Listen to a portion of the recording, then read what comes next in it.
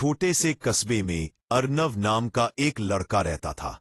उसे नई नई जगहों की खोज करने का शौक था। हर रोज स्कूल से लौटते वक्त वह पुराने खंडहर जैसी इमारत के पास से गुजरता, लेकिन कभी अंदर नहीं गया। एक दिन तेज आंधी तूफान आया। घर लौटते हुए अर्नव ने उस खंडहर का दरवाजा खुला देखा। भीतर से अजीब सी नीली रोशनी निकल रही थी। जिज्ञासावश वह अंदर चला गया। जैसे ही उसने दरवाजा पार किया, उसे अचानक लगा कि जमीन खिसक गई और वह किसी दूसरी ही दुनिया में आ गिरा। अजीब सी दुनिया। वह आसमान हरा था, पेड़ उल्टे उगे थे और नदियों का पानी ऊपर की ओर बह रहा था। अजीब तरह के जीव, आधे इंसान आधे जानवर, उसे देख रहे थे। कोई उड़ रहा था, कोई सीटी बजाकर बात कर रहा था।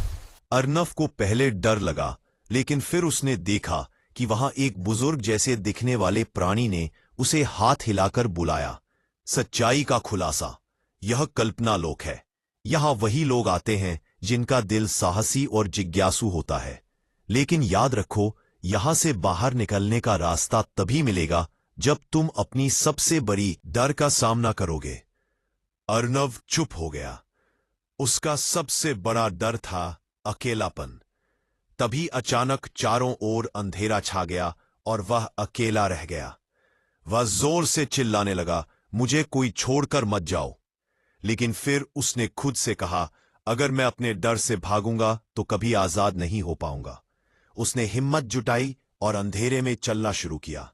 जैसे ही उसने पहला कदम बढ़ाया, अंधेरा धीरे धीरे मिटने लगा। रोशनी फैल गई और उसने खुद को फिर से उसी खंडहर में पाया। दरवाजा अब बंद हो चुका था, लेकिन उसके चेहरे पर मुस्कान थी। सीख, उस दिन के बाद अर्नव बदल गया। अब उसे अकेलेपन से डर नहीं लगता था। उसे समझ आ गया कि असली ताकत अपने डर का सामना करने में है।